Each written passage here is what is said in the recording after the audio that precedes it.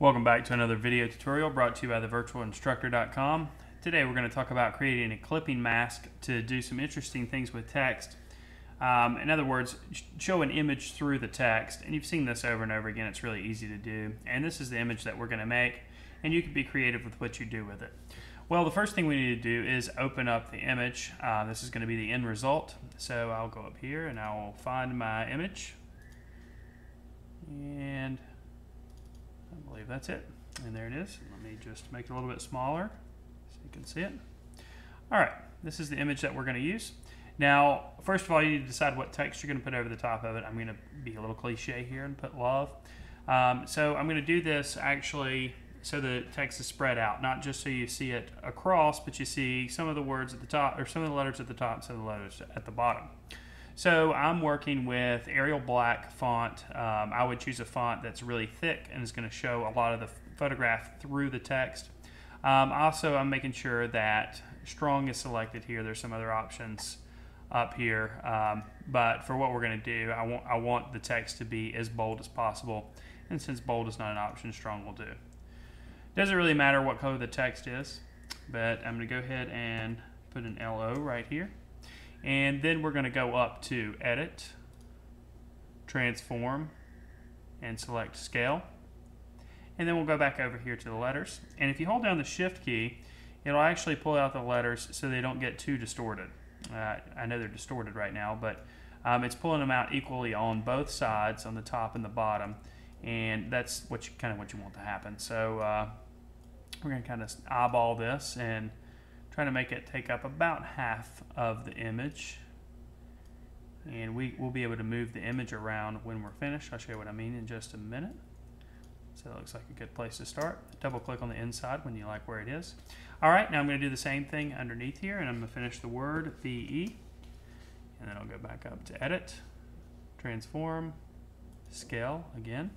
Hold the Shift key as I pull the letters out, and try to get them lined up with the top part.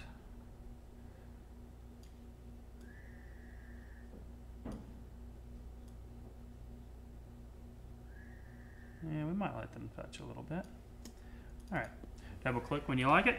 Alright, now over here in your layer menu, you'll see you've got a VE layer, you've got an LO layer, both of those are text layers, and you've got your background layer. We want the LO and the VE to be on the same layer, so it's really easy to do that. First of all, we'll hide our background layer, and then we'll go up to Layer and select Merge Visible. And since the LOVE is the only things that are visible, it creates them in one layer. So now we have two layers. Okay.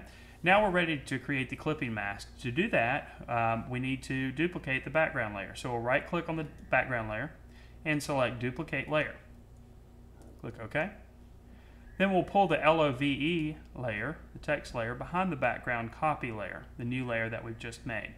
Alright, now we want to create the clipping mask on the background copy layer, this one right here. And the clipping mask is actually going to affect what's underneath it. So we're actually telling the computer that we want this information to be found within this area right here. So to do that, we're going to go up here to Layer and select Create Clipping Mask. And now we've got a little arrow that points down to it. So we want to take this information and put it in that shape. So when we bring this layer back, you'll see it does that. Pretty cool. Alright. Now let's say that things don't line up exactly the way I want it to. Well, I'll just use my Move tool and I can move the image around inside of the text. Okay. You also can do any type of effects and all kinds of stuff, the normal stuff that you can do to layers in here. But this isn't really standing out the way I want it to, so I'm going to go ahead and insert a fill layer. To do that, it's real easy. We'll go up to Layer, and we'll go to New Fill Layer, and select Solid Color. Click OK, and since I want some contrast, I'm going to select Black. And click OK. Now it's just a matter of pulling this layer behind the clipping mask and the text layer, and you've got the image that we started out with. And that's how you use a clipping mask to do some cool things with text, and you can basically do it with anything. It doesn't have to be text. So have fun. Hope you enjoyed this video tutorial brought to you by thevirtualinstructor.com.